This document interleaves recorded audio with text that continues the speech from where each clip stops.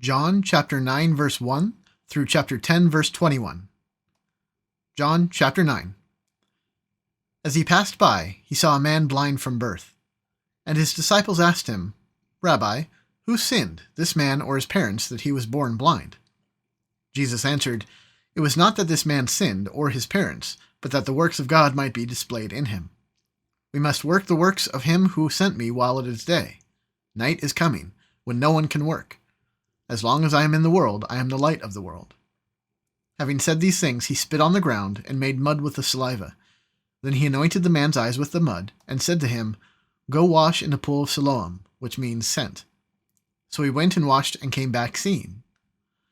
The neighbors and those who had seen him before as a beggar were saying, Is this not the man who used to sit and beg? Some said, It is he.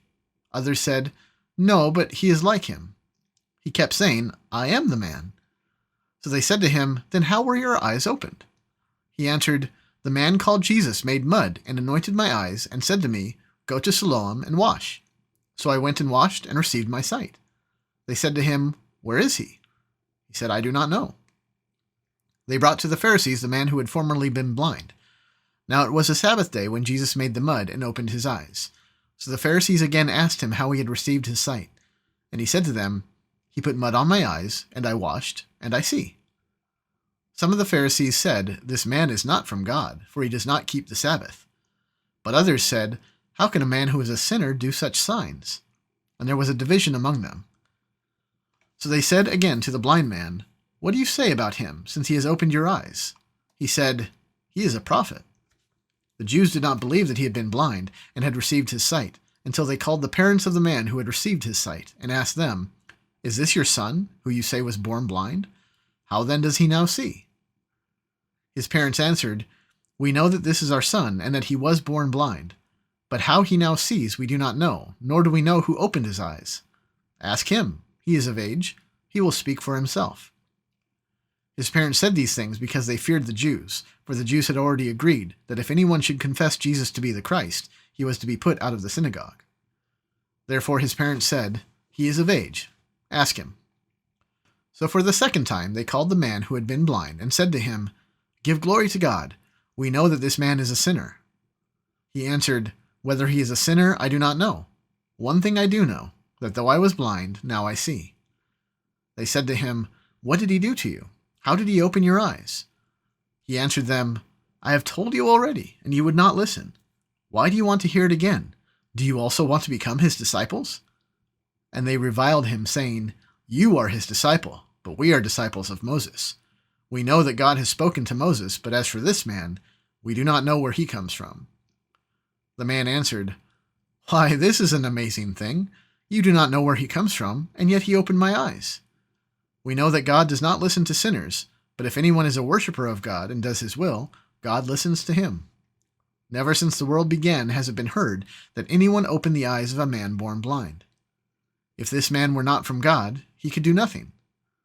They answered him, You were born in utter sin, and you would teach us?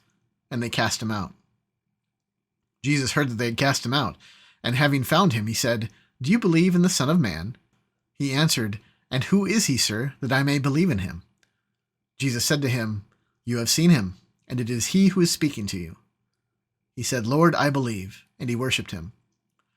Jesus said, For judgment I came into this world, that those who do not see may see, and those who see may become blind.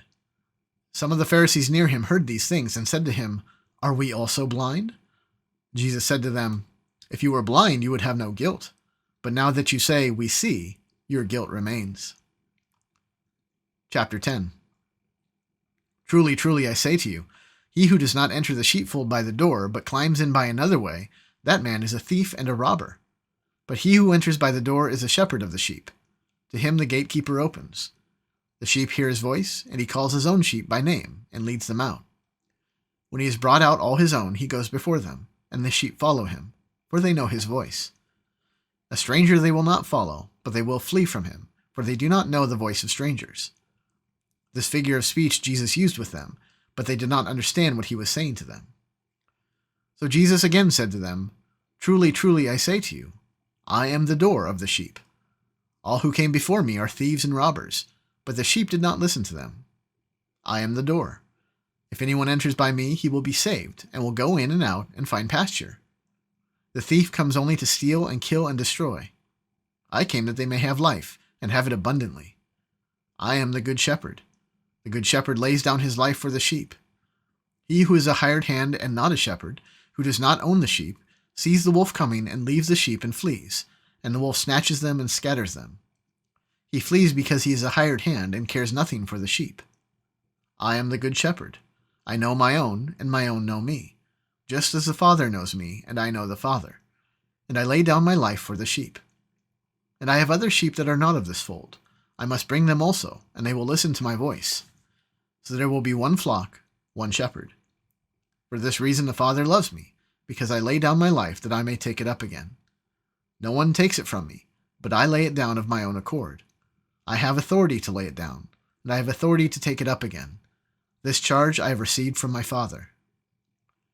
There was again a division among the Jews because of these words. Many of them said, "He has a demon and is insane. Why listen to him?" Others said, "These are not the words of one who is oppressed by a demon. Can a demon open the eyes of the blind?"